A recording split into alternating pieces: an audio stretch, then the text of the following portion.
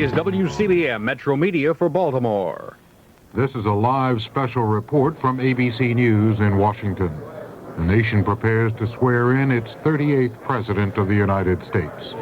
In the East Room of the White House in Washington, where just a few hours ago, President Nixon said farewell to the White House staff and his cabinet, those cabinet members are again assembled for the swearing in of President-to-be Gerald Ford. My colleague Joe Templeton has been standing by at the White House all morning. Joe, we know Gerald Ford got up at 6 o'clock this morning and made a few business appointments. What did he do when he got to the White House? Well, Vic, shortly after he got here, he had a meeting with Secretary of State Kissinger. We do not know exactly how long the meeting lasted. We do know, of course, that Mr. Ford has asked Kissinger to stay on as Secretary of State. Mr. Kissinger is now in the East Room, and he will be attending the swearing-in ceremony. The Chief Justice, Warren Burger, has just arrived in the East Room. Justice Burger was on vacation in Europe yesterday, and Gerald Ford asked that he swear him in. And Burger this morning at 5 a.m. boarded a military jet transport at The Hague and was flown to Washington, arriving shortly after 9 o'clock this morning. So Burger just made it. The Constitution provides that a new president can be sworn in by any judicial officer. It did not necessarily have to be the Chief Justice, Mr. Burger, but that was Mr. Ford's personal choice. All four of the Ford children now waiting in the East Room. Mrs. Ford and the President-to-be expected to arrive in the East Room of the White House momentarily. Chief Justice Burger, wearing his judicial robes, now walking through the crowd of several hundred jam-packed into the East Room of the White House and taking his place by the side of the podium. Vic, we understand Vice President and Mrs. Ford will be coming in the door. Ladies and gentlemen, the Vice President of the United States and Mrs. Ford. Applause now from the crowd of several hundred assembled as Gerald Ford and his wife Betty arrive in the East Room of the White House. The Vice President smiling slightly, wearing a striped tie and a dark suit. A man who, when he woke up this morning at 6 a.m., made his own breakfast before going off to be sworn in as the President of the United States. Gerald Ford and his wife now at the podium. Chief Justice Burger ready to administer the oath of office.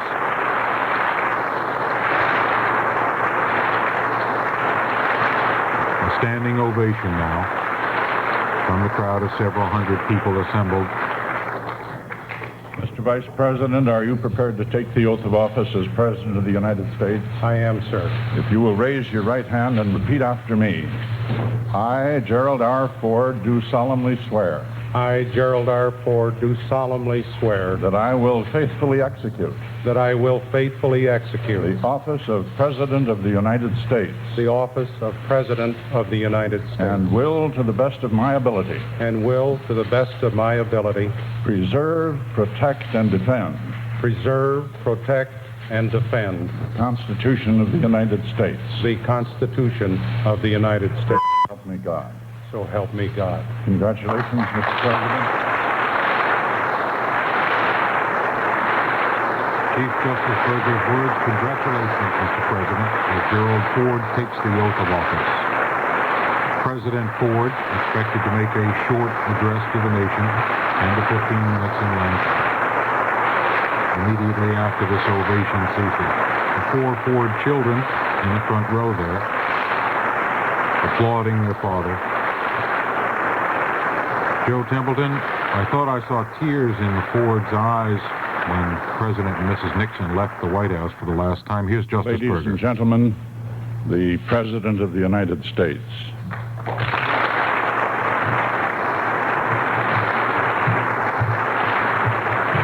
And now President Gerald Ford.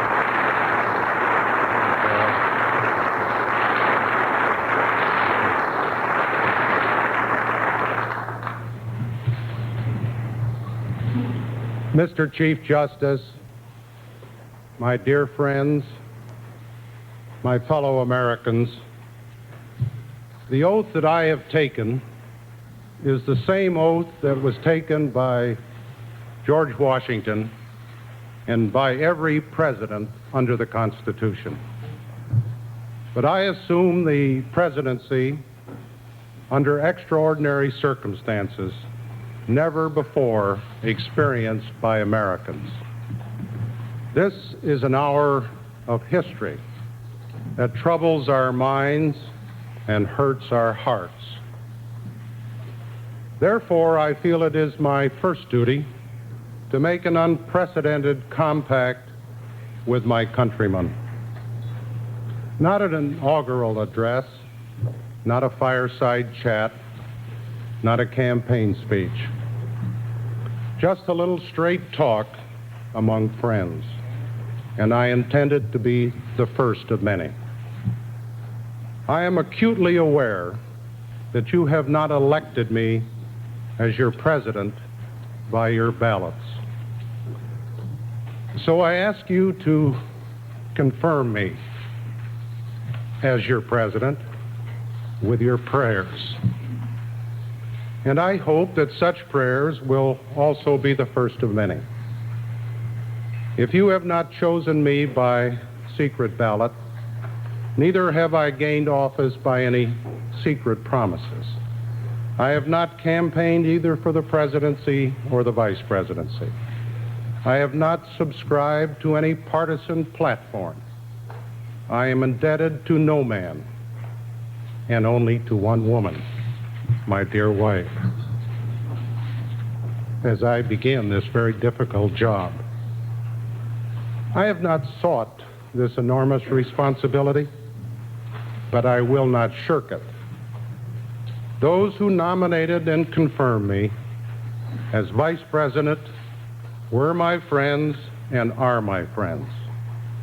They were of both parties, elected by all the people and acting under the Constitution in their name. It is only fitting, then, that I should pledge to them and to you that I will be the president of all the people. Thomas Jefferson said the people are the only sure reliance for the preservation of our liberty. And down the years, Abraham Lincoln renewed this American article of faith, asking, is there any better way for equal hope in the world? I intend on next Monday to request of the Speaker of the House of Representatives and the President pro tempore of the Senate the privilege of appearing before the Congress to share with my former colleagues and with you, the American people, my views on the priority business of the nation, and to solicit your views and their views. And may I say to the Speaker and the others, if I could meet with you right after these remarks, I would appreciate it. Even though this is late in an election year, there is no way we can go forward except together, and no way anybody can win except by serving the people's urgent needs. We cannot stand still or slip backwards. We must go forward now together. To the peoples and the governments of all friendly nations, and I hope that could encompass the whole world, I pledge an uninterrupted and sincere search for peace. America will remain strong and united, but its strength will remain dedicated to the safety and sanity of the entire family of man, as well as to our own precious freedom. I believe that truth is the glue that holds government together, not only our government, but civilization itself.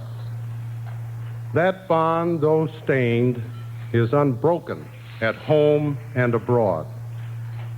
In all my public and private acts as your president, I expect to follow my instincts of openness and candor with full confidence that honesty is always the best policy in the end.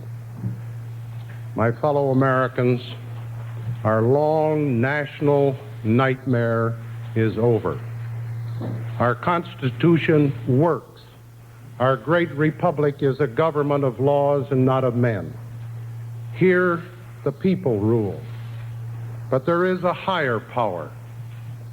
By whatever name, we honor him, who ordains not only righteousness but love, not only justice but mercy. As we bind up the internal wounds of Watergate, more painful and more poisonous than those of foreign wars, let us restore the golden rule to our political process, and let brotherly love purge our hearts of suspicion and of hate. In the beginning, I asked you to pray for me. Before closing, I ask again your prayers for Richard Nixon and for his family. May our former president, who brought peace to millions, find it for himself. May God bless and comfort his wonderful wife and daughters, whose love and loyalty will forever be a shining legacy to all who bear the lonely burdens of the White House. I can only guess at those burdens, although I have witnessed at close hand the tragedies that befell 3 presidents and the lesser trials of others. With all the strength and all the good sense I have gained from life, with all the confidence of my family, my friends, and my dedicated staff impart to me, and with the goodwill of countless Americans I have encountered in recent visits to 40 states, I now solemnly reaffirm my promise I made to you last December 6th to uphold the Constitution, to do what is right as God gives me to see the right, and to do the very best I can for America. God helping me, I will not let you down.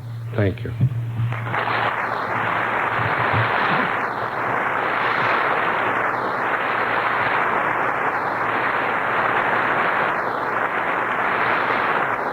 10 months after he became nominated Vice President of the United States, Gerald Ford, now sworn in as the 38th President of the United States. At 3 minutes past 12, Ford took the oath of office from Chief Justice Warren Burger.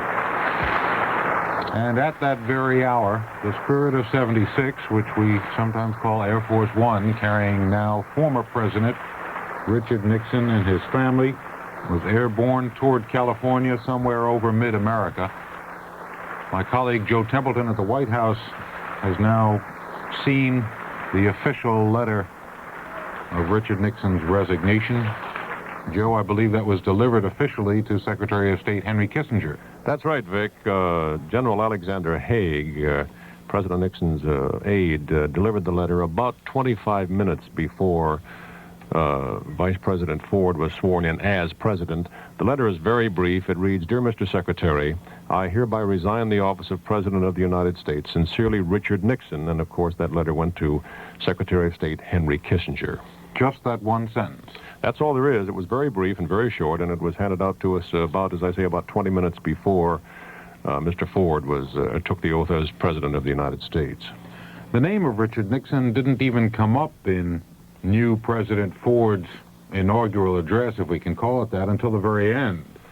That's true. He did, of course, call for the prayers of the American people, and he seemed deeply moved at that particular point. His voice broke, and I noticed earlier this morning when he accompanied Mr. and Mrs. Nixon out on the South Lawn to get aboard the helicopter to fly to Andrews Air Force Base and then on to California, Vice President Ford was pretty somber. He smiled very little. He shook hands, and he appeared to be rather moved by the entire affair.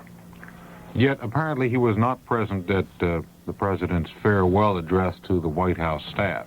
And not as far as we know. I saw several members, of course, coming out of the White House, staff members, aides, cabinet members, etc.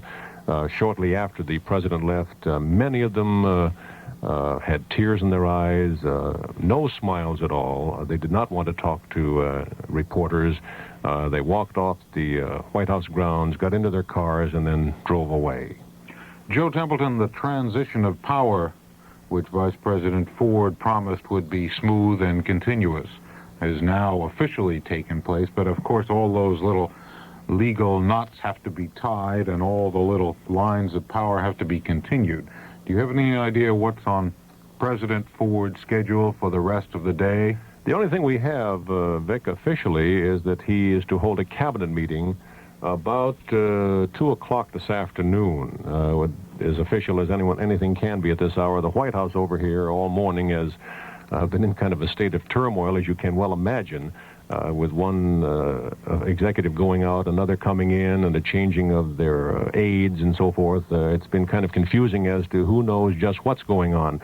The latest word we have, though, is that President Ford will hold a meeting of his cabinet later this afternoon, and as we understand it, will ask the cabinet members to stay on, at least for the time being. Now, how slow that phase-out will be, of course, we don't know right now. Most of the cabinet members were present in the East Room for the swearing-in. That's true, and General Alexander Haig, of course, was there, who, as we mentioned a few moments ago, delivered the official letter of resignation, and we understand that Haig is being asked to stay on, at least temporarily, during the period of transition.